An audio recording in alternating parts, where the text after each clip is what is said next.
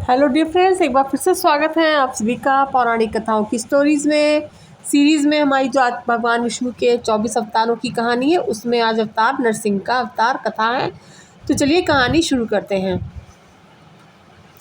बहुत प्राचीन समय की बात है, जब पृथ्वी पर एक अत्यंत शक्तिशाली और क्रूर असुर राज करता था। उसका नाम था हिरण्यकश्यप। हिरण्यकश्यप ने कठोर तपस्या करके ब्रह्मा जी से एक वरदान प्राप्त किया था, जिसके कारण उसे ना कोई मनुष्य मार सकता था, ना कोई पशु, न दिन में, न रात में, न घर के अंदर, न बाहर, न किसी अस्त्र से, न किसी शस्त्र से। इस वरदान के कारण वह खुद को अजय समझने लगा।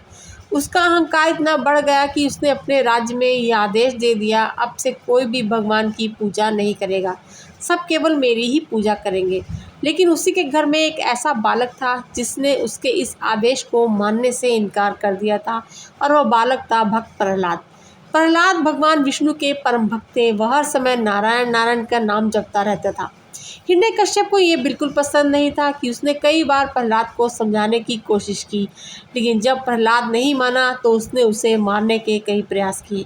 कभी उसे ऊंचाई से गिराया गया, कभी जहर दिया गया, कभी आग में बैठाया गया, लेकिन हर बार भगवान विष्णु ने उसकी रक्षा की। अब हिरण्यकश्यप का क्रोध चरम पर पहुंच गया। एक दिन उसने प्रहलाद से पूछा, तू हर समय जिस भगवान का नाम लेता है, क्या वह हर जगह मौजूद है? प्रहलाद ने शांत भाव से उत्तर दिया, हाँ पिता, भगवान हर जगह है। हिरण्यकश्यप ने क्रोधित होकर सामने खंबे की ओर इशारा किया और पूछा, क्या तेरा भगवान इस खंबे में भी है? प्रहलाद ने बिना डर के कहा, हाँ, वह यहाँ भी है। इतना सुनते ही हिरण्यकश्यप ने गुस्से में आकर उस खंबे पर जोर से प्रहार किया, और तभी उस खंबे से एक भयंकर गर्जना सुनाई दी।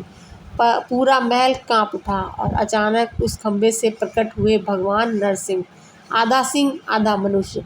उनका रूप अत्यंत भयानक और शक्तिशाली था।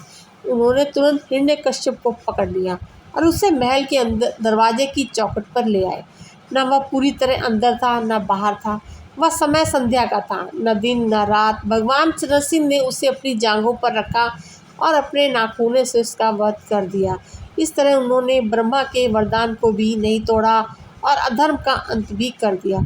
इसके बाद भगवान ने प्रहलाद को आशीर्वाद दिया और कहा, जब जब मेरे भक्त संकट में होंगे, मैं उनकी रक्षा के लिए अवश्य आऊँगा।